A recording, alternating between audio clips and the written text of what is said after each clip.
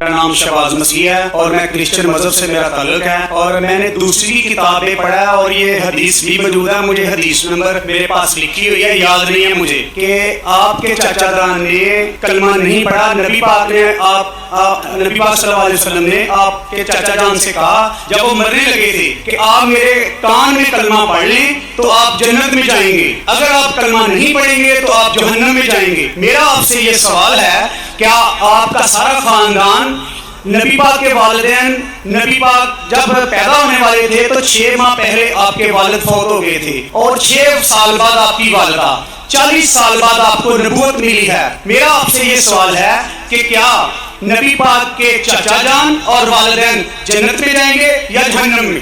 بھائی صاحب کا سوال ہے کہ محمد صلی اللہ علیہ وسلم کو نبوت 40 سال میں ملی، ان کے خاندان والے، چاچا جان، ان کی والدہ، ان کے والد کیا جہنم میں جائیں گے یا جنت میں جائیں گے؟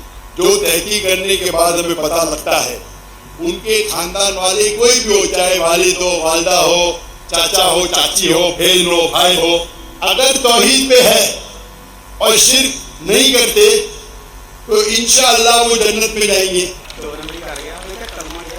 اللہ کے رسول کے آنے کے پہلے، اللہ کے رسول نبوت اعلان کرنے کے پہلے اگر کوئی شخص اللہ پہ یقین رکھتا ہے، ایک اللہ کی عبادت کرتا ہے اور شرک نہیں کرتا ہے، اس ٹائم اللہ کے رسول نے نبوت کا دعویٰ نہیں کیا تھا تو نبوت ضروری نہیں تھی کہ محمد صلی اللہ علیہ وسلم پہ ماننا جنت میں جانے کے لیے. اس وقت آپ کو ماننا چاہیے کہ اللہ ہی ہے، اللہ کے ساتھ کسی کو شریک نہیں کرنا چاہیے. اس وقت کے پیغمبر، اگر وہ دور تھا عیسیٰ علیہ السلام کا تو آپ کو ماننا چاہیے عیسیٰ علیہ السلام پیغمبر ہے.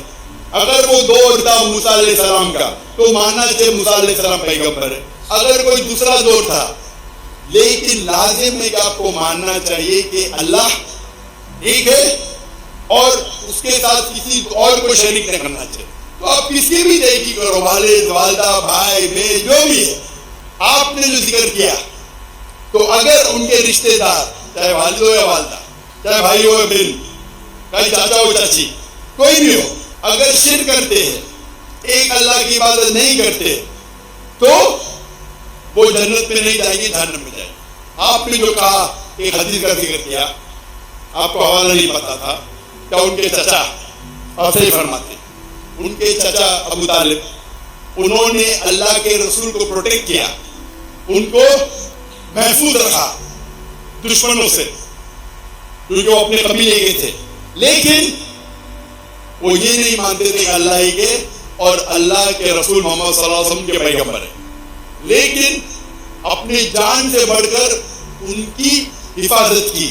اسی لیے اللہ کے رسول چاہتے تھے کہ ان کے چچا اسلام قبول کرے، لیکن انہوں نے قبول نہیں کیا. آپ کا کہنا ہے کیا وہ جنت میں جائیں گے؟ نہیں، کیونکہ انہوں نے اسلام نہیں قبول کیا.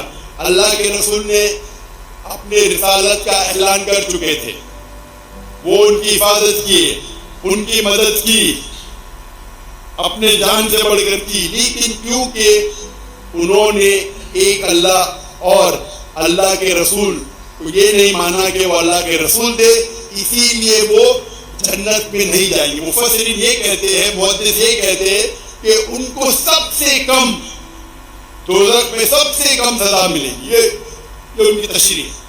لیکن کیونکہ وہ اللہ کے رسول کے پیغام کو ایکسیپٹ نہیں کیے، وہ نہیں مانتے تھے کہ محمد صلی اللہ علیہ وسلم اللہ کے رسول ہے، اسی لیے وہ جہنم میں جائیں گے.